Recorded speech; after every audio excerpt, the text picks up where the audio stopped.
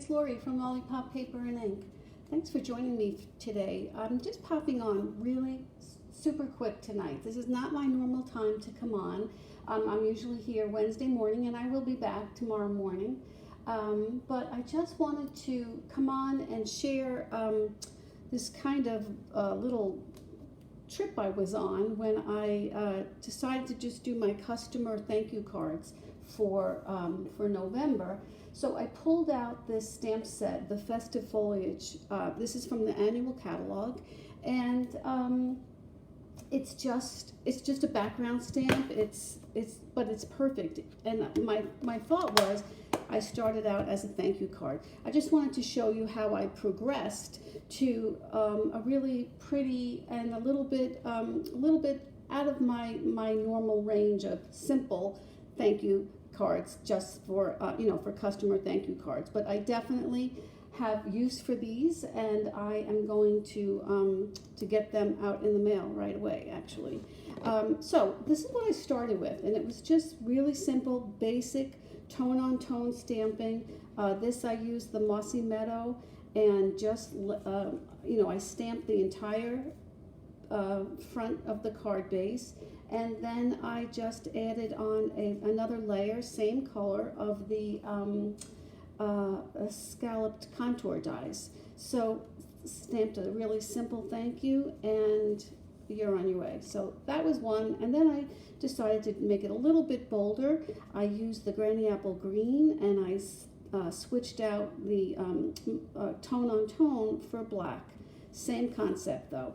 These were really simple. I used the stamp. I used my Stamparatus so that doing multiples is so easy. So then I was like, all right, well, this is fun. Let me just see if I can get some thank you cards for customers out of this, on my journey here. And so I did this one, soft succulent. Soft succulent, and added a little stamp and image from the holiday catalog. Then I got a little fancy, and I did some embossing, and then I really got carried away because I just loved the way this came out, and it was just really simple embossing with the gold emboss powder, and just classy and very, but really very simple. So I went ahead and I embossed a whole bunch of layers, knowing that I was going to be wanting to use them again. And so this was in gold, and then I just used my Stampin' Blends to just add a little color to the leaves. The Evening Evergreen and the Soft Succulent make for beautiful Christmas colors. So I did that, and then I did this one. This is the one I'd like to do with you today, just because it just show you how so simple that it is. And this one I just embossed with the white emboss powder, and then I used my blending brushes to add some color. And let me show you. Let's just start right off with that. So I went ahead so we wouldn't have to go through the whole embossing process, but like I said before, I did use the Stamparatus to make sure that my Versamark was completely covered, and so it gave good coverage to my powder once I was heat embossing it. So what I'm going to do here is just take my blending brushes, one of them, and I sort mine by family, so I don't have to worry about cleaning them after each one. They'll just dry, and they're just perfectly fine that way. And in this way I'm not mixing colors and transferring from one brush to the other. So, all right, so I'm just going to take my Soft Succulent, my #1 color, and I don't know how, yep, that's pretty good. The other one that I had used, I think, was the Soft Seafoam, and it was so light, I wasn't even seeing any results, but I can see this right here. I mean, I saw results after a while, but I had to do a lot of this blending. But you can just see when you do the embossing, and then you just fill in that negative space with color. It's just beautiful, just beautiful. I couldn't stop. I can't tell you how many of these embossed layers that I made. So let's see. All right, so you just fill it in as much as you want. You could put a little bit extra on the edges if you want. But that's why I like to do the Stamparatus, because it was, I could do a whole bunch. Just once that was on the plate and I had it was loaded up with the Versamark ink, it was good to go. So there you go. So I'm just going to put a little bit here on the edges. All right, that's it. Now with my soft succulent, I know that it pairs nicely with the soft suede. So I'm going to do my sentiment in that, and we're just going to run that right across this little strip of paper. The sentiment is coming from the Heartfelt Wishes stamp set, which is on the last chance list now, so it is retiring officially, and so once the supplies are excuse me, are deleted, that's it, they're gone. So, and you can order from the last chance list starting tomorrow. All right, let's see. I'm just going to put, so this is the soft suede. I'm just going to try to center it, get that right into the center there. And now we have our sentiment, which will look pretty. And I'm going to just mount it on, see how nice those colors are. The soft suede and the soft succulent looks really pretty.